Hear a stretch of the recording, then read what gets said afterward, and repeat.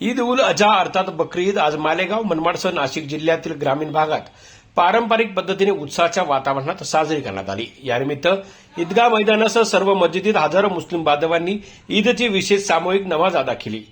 इहदिनस सिरातल मुस्तकीम सिरातल लजीना अनअमता अलैहिम गैरिल मग़्ज़ूबि अलैहिम वला समिअ अल्लाहु लिमन हमिदह।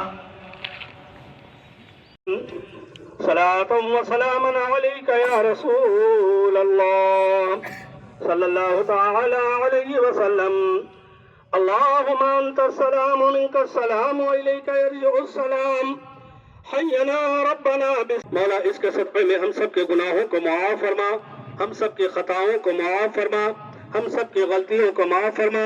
या अल्लाह तेरी बारगाह में इल्तिजा में जो बीमार है उन्हें शिफाए कामिल अता फरमा।